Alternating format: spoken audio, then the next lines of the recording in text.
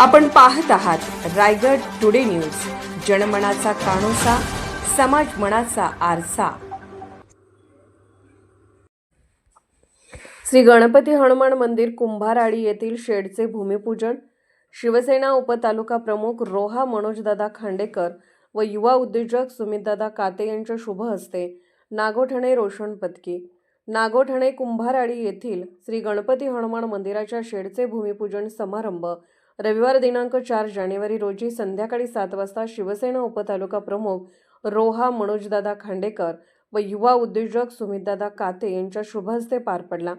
यावेळी मान्यवर पाहुण्यांचे फटाक्यांच्या आतिषबाजीत स्वागत करण्यात आले। त्यानंतर मान्यवरांनी श्री गणपती हनुमान मंदिर व श्री गोरोबा काका यांचे दर्शन घेऊन आशीर्वाद घेतले। त्यानंतर मान्यवरांचे शाल, श्रीफळ, पुष्पगुच्छ देऊन कुंभाराळी ग्रामस्थ यांच्यातर्फे स्वागत करण्यात आले। ग्रामस्थ मंडळ कुंभाराळी नागोठणे यांनी महाराष्ट्र राज्याचे रोजगार हमी योजना फलोत्पादन मंत्री नामदार श्री भरतशेठ गोगावले यांच्याकडे निवेदन सादर केले होते।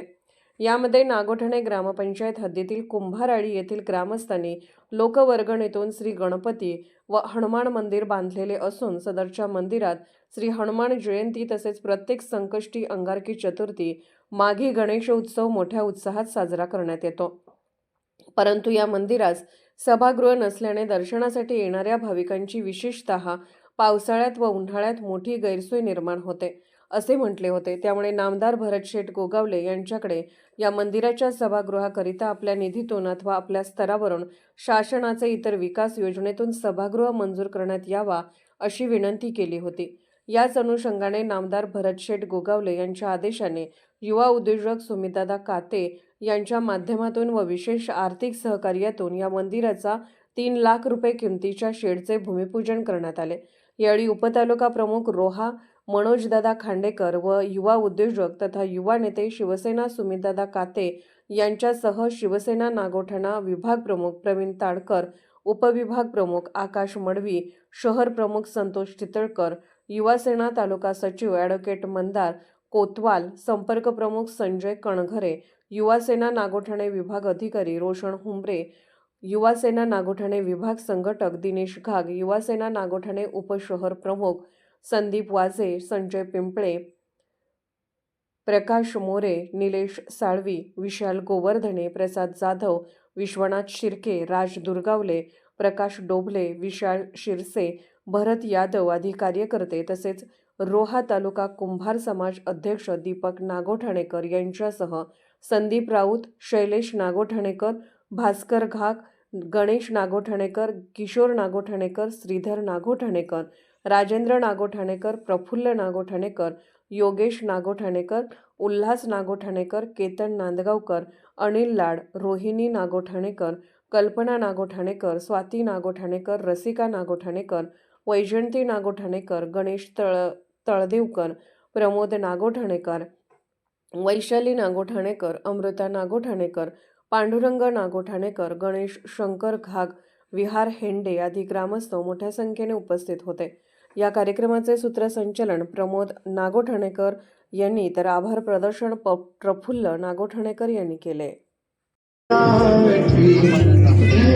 नागोठण्याची ग्रामदेवता जगदीश्वरी माता, त्याचबरोबर काकांना वंदन करतो।